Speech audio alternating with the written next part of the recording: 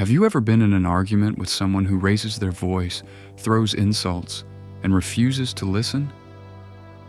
Their anger is so intense that you feel compelled to match their energy. Before you know it, both of you are trapped in a cycle of shouting and arguing, leading nowhere. Yet somehow it feels necessary to keep going. But perhaps this isn't the ideal way to respond. The wisest people throughout history wouldn't have reacted like that. Instead, they knew the best way to respond to an angry person, with calmness, clarity, and self-control. Sometimes, all it takes is a single sentence. With just a few words, they can silence the person they're dealing with. Their opponent loses their footing and runs out of words. Not because they were defeated by a better argument, but because they were met with a greater strength. And in doing so, they achieve the greatest victory of all: peace. In this video, I'll give you 4 responses that do exactly this. And the 4th one isn't even a sentence. Stay until the end, because the last one might be the strongest thing you ever say to someone, and you won't say anything at all. Here's where most people go wrong. They believe the goal of every disagreement is to come out on top, so they chase the final word at any cost. They speak louder, defend themselves endlessly, and pour all their energy into proving they're right. But the other person often isn't looking for the truth. They're looking for control. That's why the loudest voice can appear to win. Not because it has the better argument, but because it overwhelms the conversation with emotion and chaos. Stoicism teaches a completely different kind of strength. It isn't about overpowering others. It's about remaining composed when everyone else is losing control. Epictetus taught that almost nothing outside your own mind is truly yours to control, not another person's tone, anger, or decision to make you their target. What is yours is your judgment and your response. Marcus Aurelius built on that idea by urging us to guard what he called our ruling faculty, the part of us that chooses how to respond. No matter what happens around you, don't let anyone else take control of your thoughts, emotions, or actions. And before we begin, keep Seneca's warning in mind. The greatest remedy for anger is delay. Don't rush to respond. Let your emotions settle first, then speak with a calm voice and steady mind. These responses have power only when they come from self-control. Reply 1. I'll answer the question. I won't answer the tone. Some people don't attack your ideas directly. Instead, they hide the attack in the way they speak. It might be a sarcastic comment, a mocking smile, or a question that's meant to embarrass you rather than understand you. And most people respond to the trap. They get defensive about the tone, and in doing that, they've already accepted the fight on the other person's terms. Imagine someone asks you something loaded, clearly trying to back you into a corner.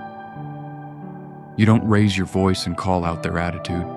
You simply answer what was actually asked and nothing else. I'll answer the question. I won't answer the tone. They pause. Maybe they scoff or try one more jab to get a reaction out of you, but it lands with less force than before because the trap didn't spring and there's nothing left to push against. The exchange deflates instead of building. This does something quiet but decisive.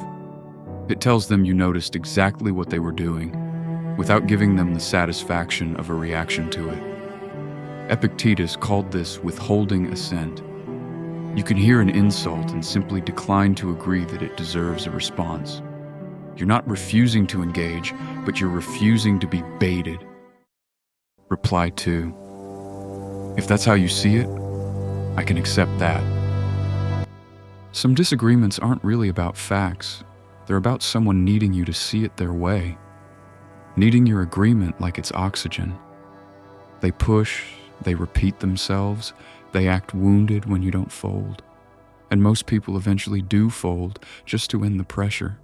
Picture a friend or a family member insisting, again and again, that you're wrong about something personal, your choices, your motives.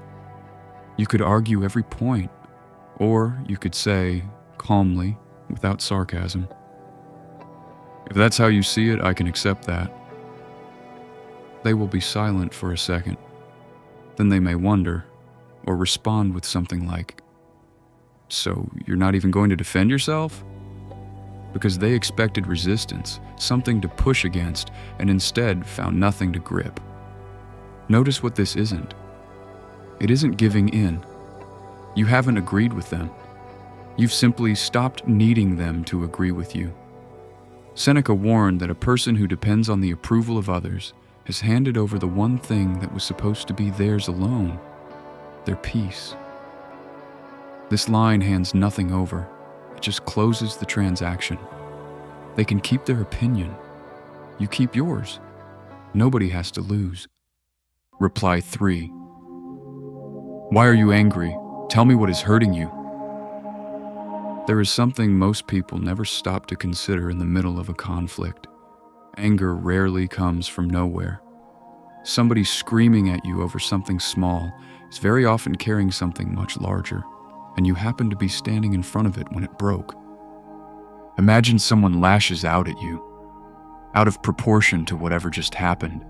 Maybe it's a coworker snapping over something minor, or someone close to you turning a small disagreement into something much bigger than it needed to be. Every instinct says defend yourself, match their energy. Instead, you pause, and you ask, genuinely, not as a tactic, "Why are you angry? Tell me what is hurting you." The anger stalls. Sometimes it turns into nothing, forget it, said quieter than before. Sometimes it cracks open into the real thing underneath. A bad day, an old wound, something that was never about you at all. Either way, the fight has nowhere left to go. This isn't a stoic move anymore. It's something further than detachment. It's compassion aimed at someone who least expects it and probably least feels they deserve it. It disarms because nobody prepares a counterattack for kindness. And there's an old teaching that says a gentle answer turns away wrath, where a hard one only feeds it. This is that idea, spoken out loud, to someone who came looking for a fight and found a question instead. Reply 4. Silence. This is the one that outweighs the other 3 combined, because it isn't a sentence at all. It's what's left once you've stopped needing to prove anything, correct anything, or win anything. Picture the moment after all of it. After the accusation, the pressure, the anger, maybe even after you've asked what hurts them and heard the answer, or heard nothing. There's a point where more words would only muddy what's already true, and instead of filling that space, you let it stay empty. There's nothing left for them to push against. Most people, faced with that kind of quiet, either walk away or fall quiet too. Because a fight needs 2 people willing to keep feeding it, and you've simply stopped. Silence, used this way, isn't retreat.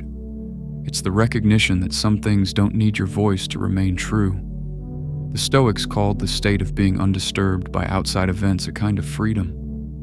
But there's something even Marcus Aurelius circled without quite landing on, that eventually, self-command stops being about holding your tongue and starts being about no longer needing to use it at all. That's not detachment anymore. That's closer to grace. And grace has never needed to explain itself. Let's bring these together, because repetition is what turns an idea into a habit. I'll answer the question. I won't answer the tone. If that's how you see it, I can accept that. Why are you angry? Tell me what is hurting you. And the last one. Nothing. Just the space where a defense used to live. Notice the direction these 4 move in. The first one draws a line. The second one lets go of being right. The third one turns toward the person attacking you instead of away from them. And the fourth one doesn't need you at all. It's what's left once everything else has been set down. Most people spend their whole lives collecting sharper comebacks, thinking the next perfect line will finally make people stop testing them. But the line was never the point. The point was arriving somewhere quiet enough that you don't need one. If you enjoyed this video, consider subscribing, and I'll see you in the next one.